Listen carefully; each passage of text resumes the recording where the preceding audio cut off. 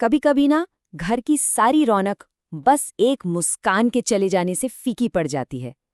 आज हम एक ऐसी ही कहानी सुनेंगे, एक बहुत ही प्यारी सी कहानी, परिवार की देखभाल की और उस एक खोई हुई मुस्कान को वापस पाने की। तो सवाल ये है कि आखिर एक मुस्कान लौटाने के लिए क्या लगता है। सुनने में बहुत आसान सवाल है ना? पर इसका जवाब बहुत गहरा है और कहीं ना कहीं हम सबकी जिंदगी से जुड़ा है।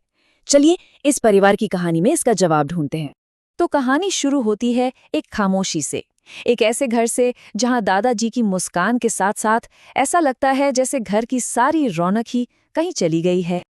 मिलिए श्रेया और कार्तिक से। इनके लिए दादाजी सिर्फ घर के बड़े नहीं हैं, वो इनकी दुनिया का सेंटर हैं। और जब से दादाजी बीमार पड़े हैं ना, इन बच्चों की दुनिया भी थोड़ी उदास हो गई है। देखिए, यही बदलाव है जो बच्चों को सबसे ज्यादा परेशान कर रहा है। अभी कुछ दिन पहले की ही तो बात है, उनके दादाजी एकदम एनर्जी से भरे रहते थे, वॉक पर जाते, कहानियां सुनाते, और आज बस खामोश, थके हुए से हैं।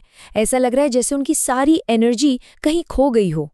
श्रेया की इस बात में जो उदासी है वो महसूस की जा सकती है।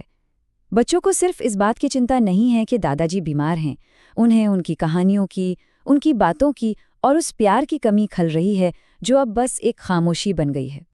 और कार्तिक की नज़र से देखिए, बीमारी का असर कितना साफ दिख रहा है। जिस इंसान को हमेशा इतना मजबूत देखा हो, उसे इतना थका हुआ और सुस्त देखना बच्चों के लिए वाकई बहुत मुश्किल है। और बस यहीं से कहानी एक नया मोड़ लेती है। बच्चों की जो चिंता थी ना, वो अब सिर्फ एक एहसास नहीं रहती, वो देखभाल के एक पक्के इरादे में बदल जाती है। और ये है वो पल जब बच्चे सिर्फ परेशान होने की जगह कुछ करने का फैसला करते हैं। श्रेया की ये बात सिर्फ दवाई देने की नहीं है, ये प्यार और देखभाल से अपने दादाजी को वापस पहले जैसा बनाने का एक वादा है। तो बच्चों का प्लान क्या था? बहुत सिंपल पर बहुत असरदार। पहला कदम, शरीर को ठीक करने के लिए टाइम पर दवाई, और दूसरा, जो उतना ही जरूरी है, मन को ठीक करने के लिए ढेर सारा प्यार और देखभाल।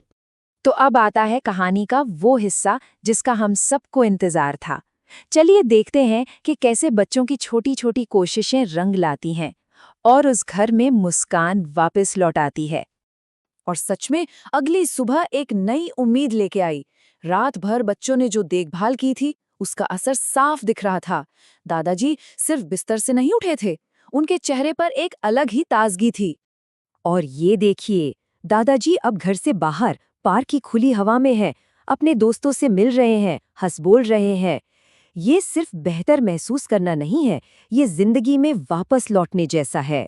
दादाजी के ये शब्द, सोचिए बच्चों के लिए ये सुनना कितना बड़ा इनाम होगा। पहली बार वो खुद कह रहे हैं कि वो अब बहुत बेहतर महसूस कर रहे हैं।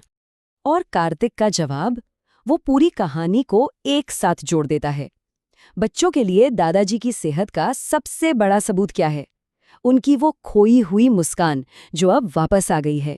और आखिर में ये 3 शब्द, ये पूरी कहानी का सार हैं। यही वो प्यार था जिसने दादाजी को ठीक होने की हिम्मत दी और उनके चेहरे पर वो प्यारी सी मुस्कान वापस ले आया। तो ये कहानी हमें एक बहुत ही खूबसूरत सवाल के साथ छोड़ जाती है। हमारे आसपास भी शायद कोई ऐसा है जिसकी मुस्कान थोड़ी फीकी पड़ गई है। क्या पता हमारी एक छोटी सी कोशिश आज किसी के चेहरे पर वही मुस्कान वापस ले आए।